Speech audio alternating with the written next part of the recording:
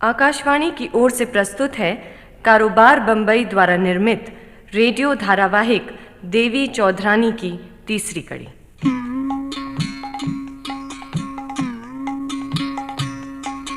बंधु सुनो, बंधु सुनो,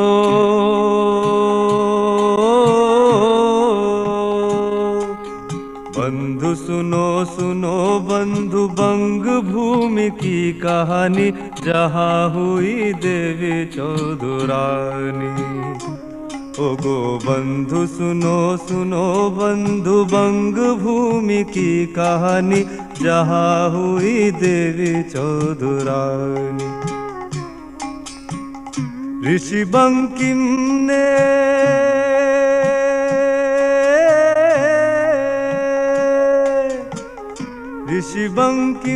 ने जिसकी महिमा है बखानी, त्यागमयी देवी चौधरानी। ओ गो बंधु सुनो, बंधु सुनो।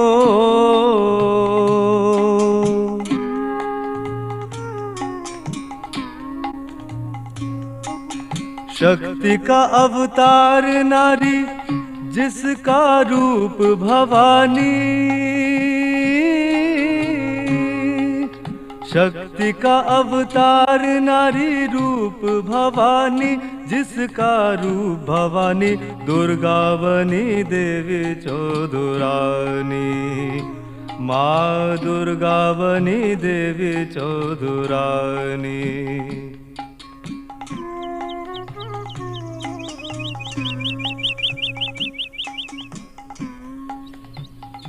माँ के संग प्रफुल्ल मुखी अपनी ससुराल में वापस आई। उसका रूप देख मोहित हो सासू उसे निकाल न पाई।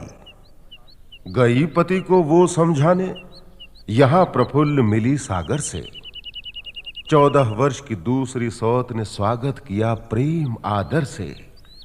पहली सौत नयन भी आई, उधर भूमिपति चौंका सुनकर।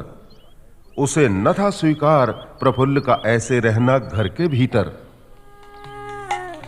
बंधु सुनो सुनो बंधु, बंग भूमि की कहानी, जहाँ हुई देवी चौधरानी।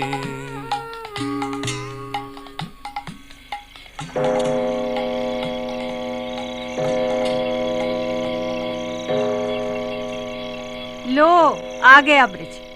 करो बाप बेटा मिलकर जो करना है। आओ बेटा बैठो। जी। अच्छा बेटा, तेरी 3 शादियां हुई हैं, सो तो तुझे याद है ना? खैर 3 छोड़, पहले ब्याह की याद है? वो जो बागदी लड़की से हो गया था। ऐसी भयंकर गलती कैसे हो गई, इसका खाता खोलने से तो अब क्या होगा। लेकिन वो बागदी की लड़की आज यहाँ जबरदस्ती रहने आ गई है। सुना तुमने? जबरदस्ती। हाँ, मुझे जैसे ही मालूम हुआ, मैंने तुम्हारी इस गर्भधारणी से कहा कि फौरन उसे झाड़ू मार कर निकाल बाहर करो। लेकिन ये भी तो औरत ही है ना, दूसरी औरत पर भला इसका हाथ उठेगा? ऊपर से ये उसके रूप गुण का बखान करने लगी। मैंने भी सोचा कि ठीक है, ये अधिकार तो उसी का है जिसकी वो औरत है। तो बेटा अब तुम्हारा ही ये काम है, और कोई उसे स्पर्श नहीं कर सकता। तुम आज रात ही उसे झाड़ू मार कर निकाल बाहर कर देना, नहीं तो मुझे नींद नहीं आएगी। छी छी बेटा, स्त्री पर हाथ मत छोड़ना। इनकी बात माननी ही पड़ेगी, तो क्या मेरी जरा भी नहीं सुनी जाएगी? खैर, जो चाहे फैसला करो, लेकिन उसे अच्छी तरह विदा करना। जी। एक बात और सुनता जा। क्यों जी, तुम बहू को निकाल तो रहे हो, तो साथ ही ये भी बता दो कि वो खाएगी कहाँ से, क्या करके? जो चाहे करे, चोरी करे, डकैती करे, भीख मांगे। सुनता है ब्रिज, बहू को निकालते समय उसे अपने बाप की ये बात भी बता देना। उसने मुझसे पूछा था। जी।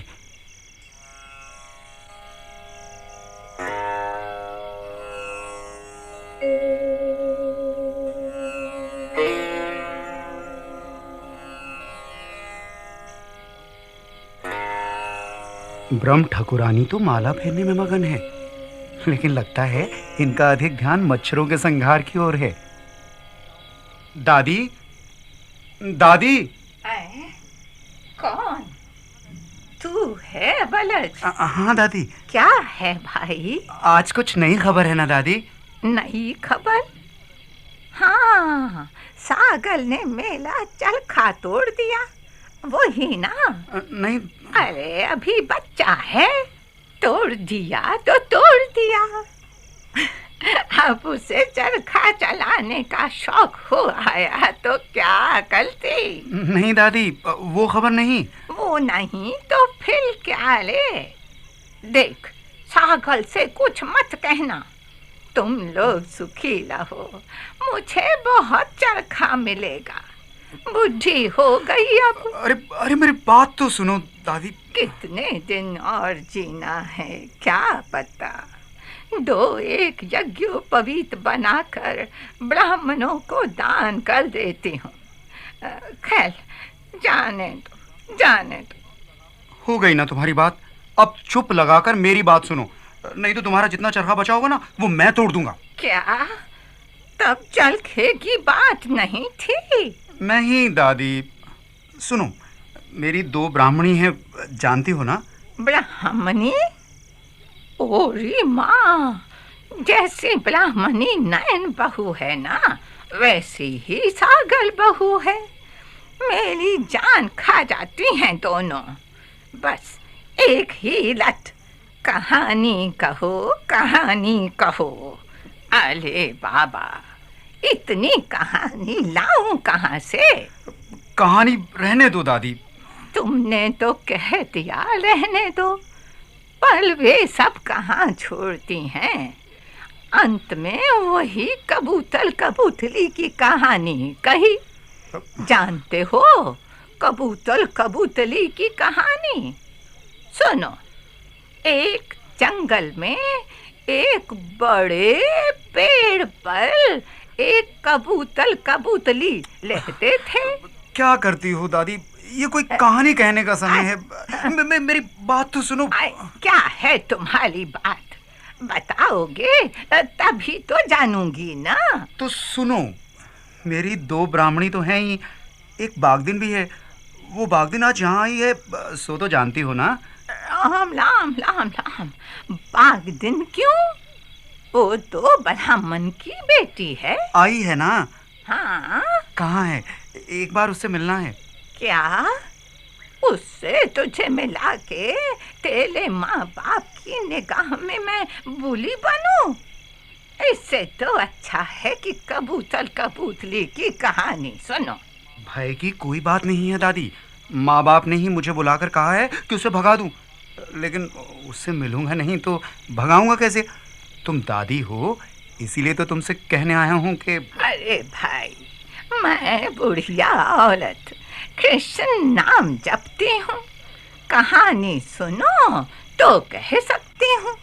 मैं न बागदी जानू न ब्राह्मणी जानू। तू सागल बहू के पास जा। क्या? हाँ। सौत से मिलने देगी? अरे तू जा भी तो, सागल ने तुझे बुलाया है। ऐसी लड़कियां बहुत नहीं होती।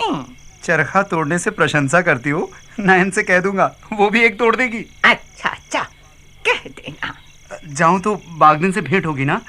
बुढ़िया की बात मानना। ओह, किस आफत में पड़ गई, माला जपना भी नहीं हुआ। अरे तेरे दादा के 63 विवाह हुए थे, जानता है? किंतु 14 वर्ष की हो या 74 वर्ष की हो, कभी किसी के बुलाने पर नहीं कहते थे। पूज्य दादाजी को स्वर्ग लाभ हो। मैं तो 14 वर्ष वाली की खोज में चला। जा, माला जपना छुड़वा कर अब चला है 14 वर्ष वाली के लिए। बताऊंगी नयनताला को तेरे लक्षण।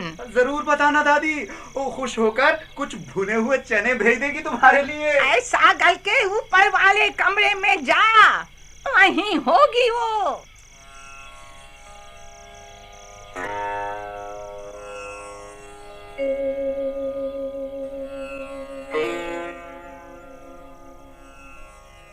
दादी ने कहा था कि सागर यहीं होगी, लेकिन यहाँ तो ये तो शायद यही है वो। स्वामी,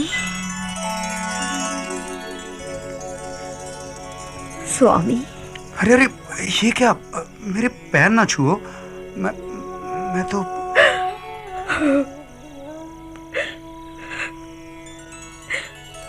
अपने पाँव छूने का भी अधिकार नहीं देंगे? नहीं नहीं, हाँ क्यों नहीं। अच्छा बैठो बैठो ना। नहीं नहीं, उधर नहीं, यहाँ। मैंने तो तुम्हें ठीक से देखा भी नहीं है।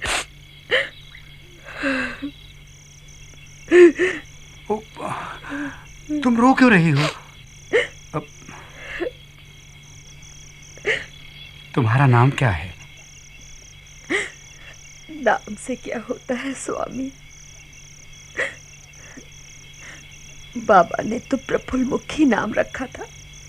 नाम तो ठीक ही रखा था, किंतु ऐसे मुख पर इतने आंसू। सागर, ये क्या? दरवाजा क्यों बंद कर रही हो? सत्यानाश, सागर ने तो बाहर से ताला भी लगा दिया। अब क्या होगा? घर तो आपका है, मैं क्या बताऊं। प्रफुल्ल मुखी, स्वामी, इधर मेरे पास आओ। ओह, तुम कितनी सुंदर हो।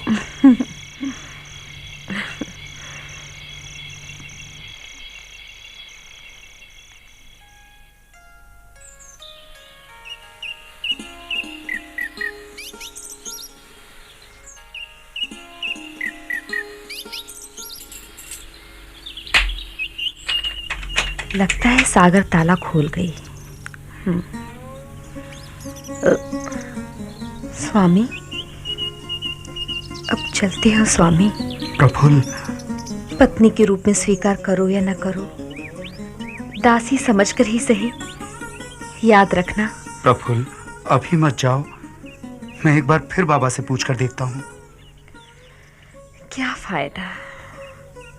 क्या तुम्हारे कहने से वे अपनी राय बदल देंगी? ना बदलें, पर मैं जो उचित समझता हूँ वो तो करूँगा ही। अकारण ही तुम्हारा त्याग करने से मुझे पाप नहीं लगेगा। तुमने कहाँ मेरा त्याग किया है? तुमने तो मुझे ग्रहण ही किया, मुझे एक दिन के लिए अपनी शैया पर स्थान दिया। मेरे लिए यही बहुत है। तुमसे प्रार्थना करती हूँ, मुझ दुखिया के लिए पिता से विवाद न करना, इससे मुझे सुख नहीं मिलेगा। फिर भी तुम्हारे भरण पोषण का प्रबंध तो उनसे कराना ही होगा। उन्होंने मुझे त्याग दिया है, अब मैं उनसे भिक्षा नहीं लूंगी। तुम्हारा निजी कुछ हो तो तुमसे अवश्य मांग लूंगी। मेरे पास तो कुछ भी नहीं है, केवल ये अंगूठी है। अभी इसे ही ले जाओ, इसे बेचकर काम चलाना, फिर मैं कुछ कमाने की चेष्टा करूंगा। जैसे भी हो मैं तुम्हारा भरण पोषण करूंगा। लो, इसे पहन लो। लो। यदि तुम मुझे भूल जाओ तो? सबको भूल सकता हूं, तुम्हें कभी नहीं। आज के बाद फिर यदि पहचान ना सके? ये मुख कभी नहीं भूलूंगा।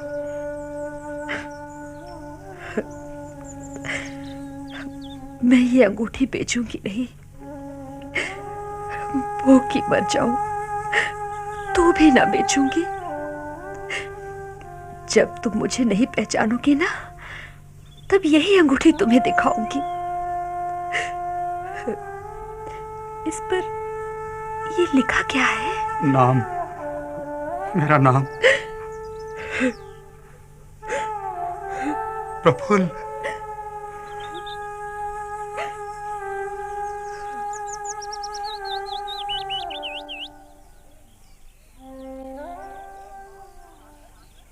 ओ माँ, सागर ये तो अभी यही है।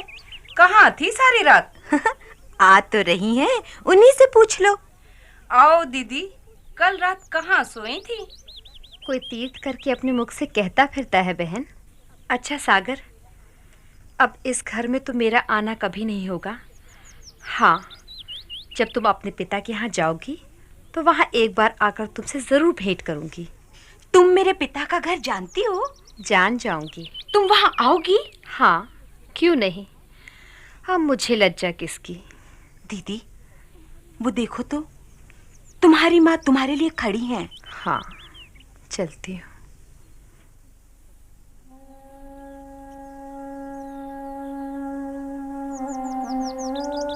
माँ, यहाँ जो कुछ देना पावना था सब पूरा हो गया। चलो।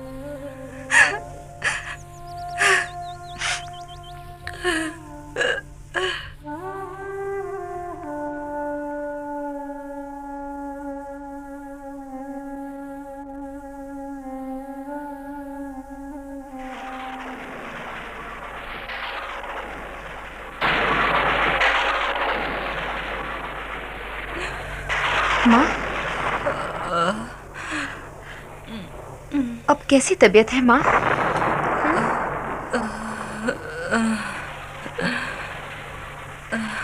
माँ,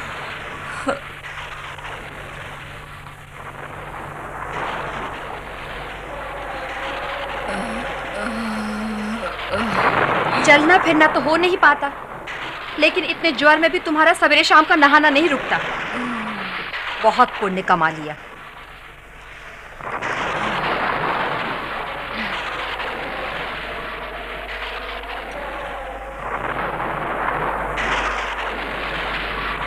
माँ, माँ,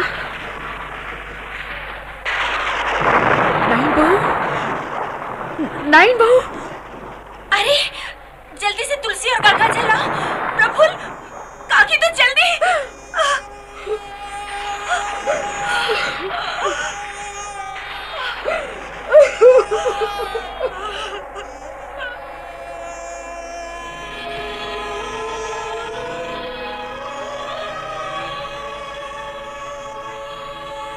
बेटी, जो होना था वो तो हो गया, लेकिन अब हाथ पर हाथ रखकर बैठे रहने से तो काम नहीं चलेगा ना।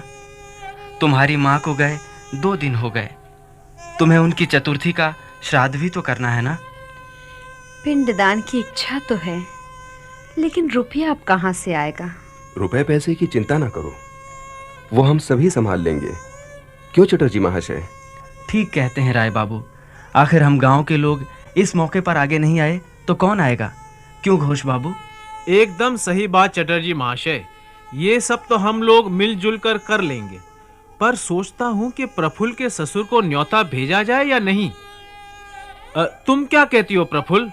उन्हें बुलाने जाएगा कौन? सोचता हूँ कि इसके लिए मैं और चटर्जी महाशय ही जाएं। आखिर हरवल्लभ बाबू बड़े लोग हैं, उनके यहाँ इसके लिए किसी ऐरे गैरे को भेजना क्या उचित होगा? आप लोग जाएंगे राय काका? जाएंगे प्रफुल्ल, ये तो हमारा कर्तव्य है। ऐसा क्यों पूछती हो भला? इसलिए काका, क्योंकि मैंने सुना था कि आप लोगों की ही कृपा से मेरा ससुर घर छूटा है। हरे कृष्णा, हरे कृष्णा। क्या कहती हो बेटी? खैर, जो कुछ हुआ उसे भूल जाओ, हम लोग सब ठीक कर लेंगे। तुम अब अनाथ हो, तुम्हारे साथ हम लोगों की कोई दुश्मनी नहीं है। ठीक है, फिर जैसा उचित समझिए वैसा कीजिए।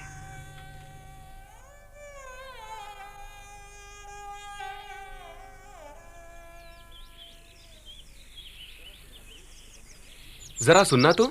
जी? हम लोग हरवल्लभ बाबू के समध्याने से आ रहे हैं, उन्हें खबर कर दो। अरे, देवता तो स्वयं ही पधार रहे हैं। प्रणाम हरवल्लभ बाबू। प्रणाम। आप लोग कौन है महाशय, और यहाँ आपके आने का प्रयोजन क्या है? हम आपके समध्याने से आए हैं हरवल्लभ बाबू, और एक दुखद समाचार लेकर आए हैं। मैं अपने समध्याने के सभी लोगों को पहचानता हूँ। आप लोग तो हमारे किसी समध्याने के नहीं मालूम होते, और वहाँ कोई अमंगल नहीं हुआ है। आप लोग व्यर्थ ही मेरा समय नष्ट ना करें। अरे अरे, तनिक सुनिए तो महाशय।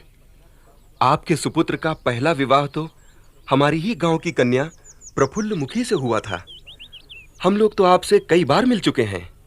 अच्छा, तो आप लोग उस बागदी लड़की के गांव से हैं। वो हमारा समझाना कैसे हुआ? ऐसा न कहिए हरवल्लभ बाबू, उस बात में कोई तथ्य नहीं था। अरे पड़ोसियों में तो ऐसे आपसी झगड़े चला ही करते हैं, और झगड़े में किसके मुंह से क्रोध में क्या बात निकल जाए इसका क्या ठिकाना। उसे क्या सच मानकर बैठे रहने से दुनिया का काम चलेगा भला? अब आपकी समधिन जी का देहांत हो गया है। हम तो आपको उनकी चतुर्थी के श्राद्ध का न्योता देने आए हैं। चुप क्यों हो गए हरवल्लभ बाबू? तो कल पधार रहे हैं ना? हाँ? मैं सोच रहा था कि आप लोग मेरा कहना मानकर स्वयं जाने का कष्ट करेंगे, या इसके लिए मुझे ही कोई व्यवस्था करनी होगी। जी नहीं, आप क्यों कष्ट करेंगे? जब आप ऐसा ही कहते हैं तो हम चले जाते हैं। चलो भाइयों, चलो।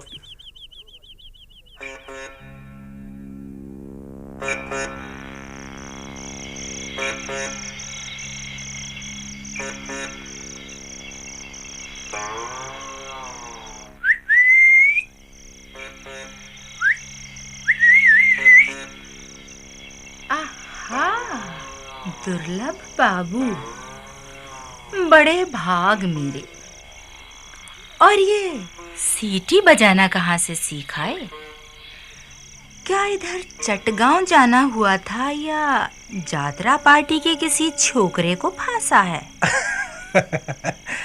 आज तो फूलमड़ी रानी का रूप ऐसा निखरा है कि ऐसी अंधेरी रात में जैसे जंगल में पूर्णिमा का चांद निकल आया हो। बात क्या है गुमाश्ता बाबू, आज इतनी चापलूसी क्यों हो रही है? इसके बिना भी तुम्हें मनमानी से कभी टोका है मैंने क्या? या कोई और ही बात है? बात क्या होगी मेरी फूल रानी? तुम्हारी उस प्रफुल्ल को लेकर हमारे जमींदार प्राण चौधरी जाने कब से मेरे पीछे पड़े हैं। अच्छा, तो बात ये है, इसीलिए आज इतनी खुशामद की जा रही थी। अपने जमींदार से कह दो कि प्रफुल्ल कोई ऐसी वैसी लड़की नहीं है, वहां उनकी दाल नहीं गलेगी। इसीलिए तो उनका दिमाग और बिगड़ा हुआ है। उन्हें मालूम हो गया है कि उसकी माँ के जाने के बाद वो तुम्हारी ही देख रेख में है, इसीलिए तुम्हारी सहायता मांगी है। फूल, लेकिन मैं क्या कर सकती हूँ? मैंने कहा ना, प्रफुल्ल ऐसी वैसी लड़की नहीं है। लेकिन फूल रानी, मैं क्या करूं? मालिक ठहरे, उनकी बात कैसे ठुकरा सकता हूं? फिर जैसा चाहे करो। बाबा रे, मैं इसमें कुछ नहीं कर सकती। छोड़ो ना मेरा हाथ, मैं चली। अरे सुनो तो सही, इसमें पैसा बहुत है। पैसा? हाँ रानी, पैसा। अरे इतने रुपए मिलेंगे कि जन्म भर खर्चेगी फिर भी खत्म नहीं होंगे। मुझे मिलेंगे? हाँ, मतलब हम दोनों को। सच? फिर बताओ मुझे क्या करना पड़ेगा? तेरा काम तो बड़ा मामूली है, बस रात को झोपड़ी का दरवाजा अंदर से खुला रखना। नहीं, ऐसे नहीं। लड़की की नजर दरवाजे की ओर ही रहती है और वो जल्दी सोती भी नहीं। तुम रात के तीसरे पहर आना, मैं जागती रहूंगी। जैसे ही तुम आओगे मैं दरवाजा खोल दूंगी। कुछ गोलमाल तो नहीं होगा ना? लड़की कहीं शोर मचा दे तो? हाँ, मुंह खुला रहने से तो शोर मचाएगी ही। फिर? देखो, तुम जमींदार की पालकी लेकर आना। अंदर आकर उसकी नींद खुलने से पहले उसके मुंह पर कपड़ा बांध देना और कहारों से कह देना कि पालकी ढोते समय बोली ठोली ना लगाएं। लेकिन इस तरह जबरदस्ती ले जाने से कितने दिन तक रहेगी? अरे दुर्लभ महाशय, तुम्हें इसकी चिंता करने की जरूरत नहीं। एक बार ले जाने के बाद सब ठीक हो जाएगा। जिसके तीनों कुल में कोई है नहीं, जिसको रोज अन्न के लाले पड़े रहते हैं, वो खाने को पाएगी, कपड़े पाएगी, हाँ। सुहाग पाएगी, हाँ। वो रहेगी कैसे नहीं? इसका जिम्मा जमींदार पर छोड़ो। लेकिन कहे देती हूँ, रुपये गहनों में मुझे पूरा हिस्सा मिलना चाहिए। उसमें कुछ गोलमाल हुआ तो नहीं नहीं नहीं नहीं, एकदम नहीं, एकदम नहीं। उसके बारे में तुम निश्चिंत रहो। फिर तुम्हें भी तो साथ ही चलना है ना। जमींदार बाबू के बिहार कुंज तक पहुंचा भर देना। तुम्हें रुपए गहने वहीं मिल जाएं, इसकी व्यवस्था मैं कर दूंगा। और फिर मुझे भी तो तुम्हारा साथ चाहिए। क्यों? बाप रे, रात के समय इतने घने जंगल से होकर जाना पड़ेगा? ना बाबा, वहां तो डाकू दिन दहाड़े लूट लेते हैं, मुझसे नहीं हो सकेगा। ठीक है, लेकिन बाद में न कहना कि दुर्लभ चक्रवर्ती ने तुम्हारा पूरा हिस्सा नहीं दिया। तुम ऐसा क्यों करोगे भला? लेकिन तुम चाहते हो तो मैं भी चले चलूंगी। हाँ, तो फिर किस दिन? किस दिन क्या, आज रात ही। मुझे तुम पर पूरा भरोसा है, इसलिए सारा प्रबंध करके आया हूं। पालकी के साथ कहारों को तालाब के पास छोड़ आया हूं। अच्छा, अब जाओ, सावधानी से हमारी प्रतीक्षा करो। जाओ। अच्छा।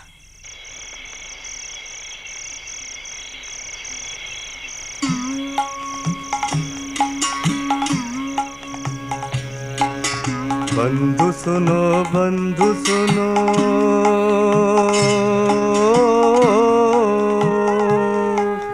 बंधु सुनो सुनो बंधु, बंग भूमि की कहानी, जहाँ हुई देवी चौधुरानी। ओ गो बंधु सुनो सुनो बंधु, बंग भूमि की कहानी, जहाँ हुई देवी चौधुरानी। अभी आप सुन रहे थे रेडियो धारावाहिक देवी चौधरानी की तीसरी कड़ी।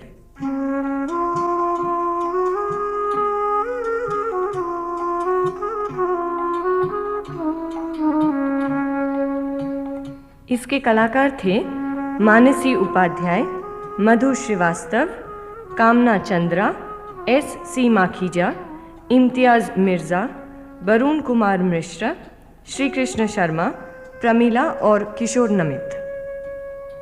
मूल बंगला उपन्यास के लेखक स्वर्गीय बंकिम चंद्र चट्टोपाध्याय, रेडियो नाट्य रूपांतर केशव पांडे, गीत रविंद्र रावल, संगीत पंडित रघुनाथ सेठ, गायक संजीव कुमार चैटर्जी,